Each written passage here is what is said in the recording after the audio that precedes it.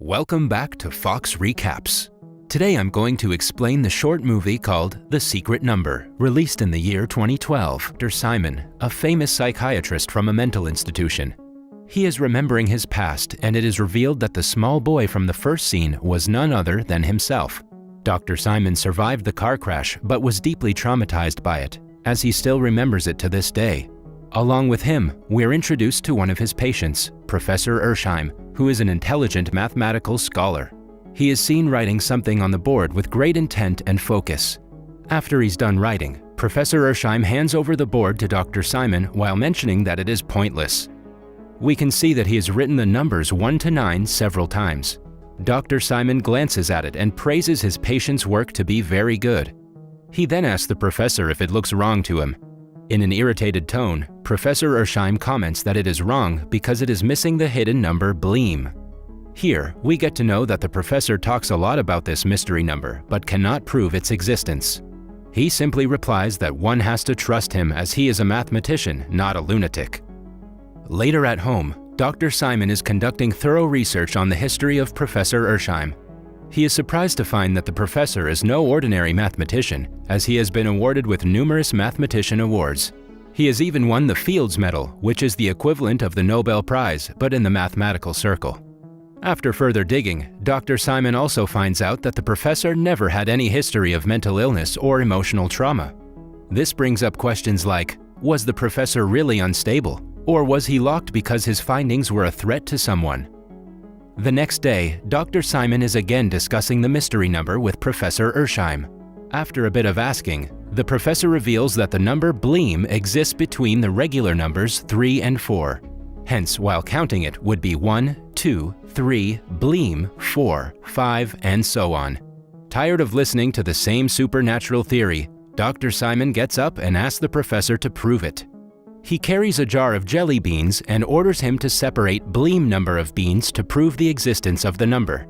At first, Professor Ersheim is confident that he can accomplish the task and tries to arrange the beans.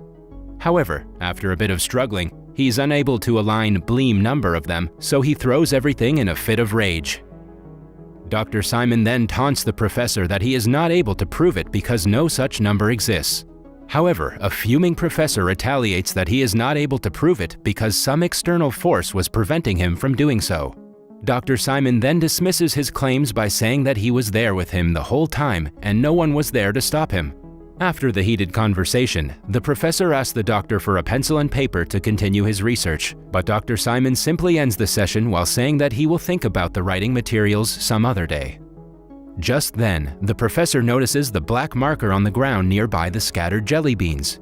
As the security guard arrives, Professor Ersheim goes near the marker and secretly hides it. Before being escorted away to his room, the professor crazily stuffs a bunch of jelly beans in his mouth, which puzzles Dr. Simon.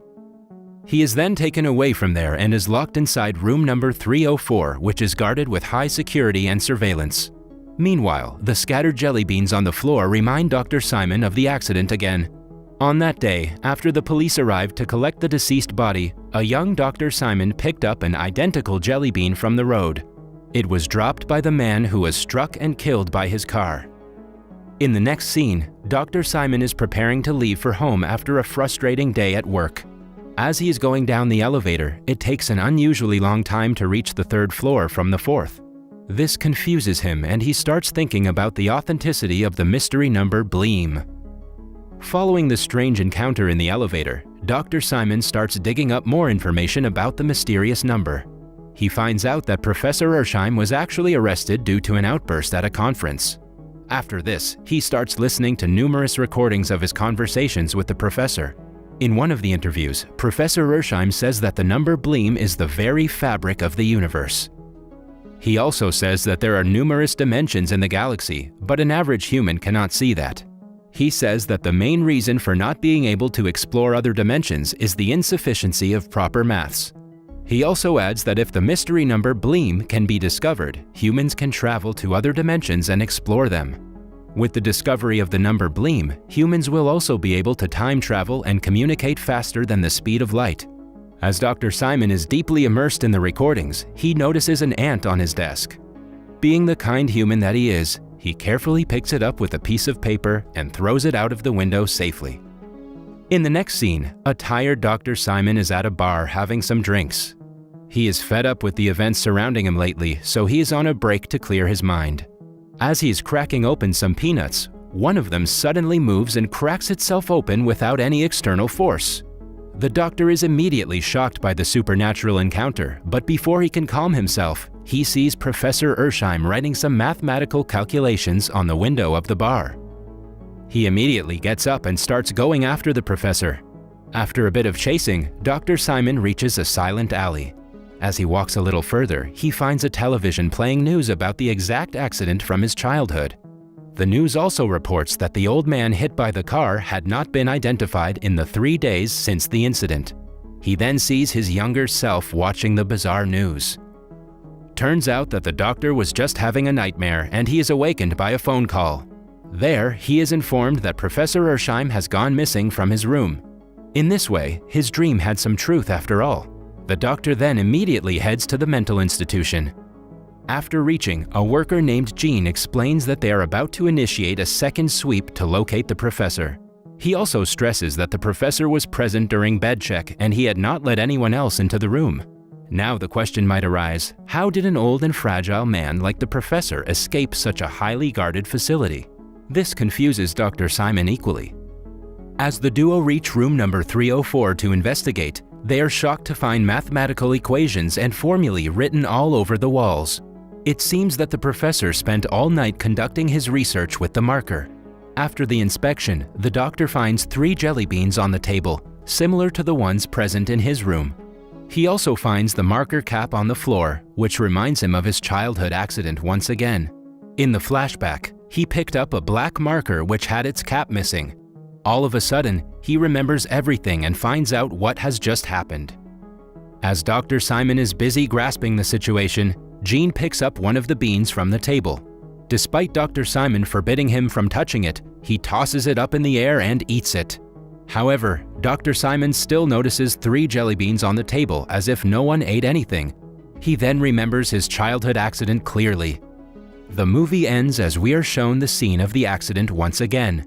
Jelly beans are scattered all across the road and the face of the deceased man is finally shown. It is Professor Ersheim himself. Now, for those of you who are still confused, let me explain. This movie is based on time travel, where the main protagonist, Dr. Ersheim, is a time traveler. While he was apprehended and locked inside a mental institution for being unstable, he was actually a genius and knew things no other human could think of. His lifelong theory of the secret number Bleem was correct all along, and his assumptions of time travel were true too. Because he was locked in a cell with no materials to continue his research, he couldn't prove his theory and was laughed at by everyone. However, when he finally got his hands on the black marker, he used all his mathematical capabilities to discover Bleem. As Bleem is the centerpiece for time travel, he used it to jump between different time periods. In this instance, he went back in time to Dr. Simon's past, where he was unfortunately struck and killed by his car. Although he succeeded in time traveling, he forgot one rule: what does not belong in the timeline will be discarded by the timeline.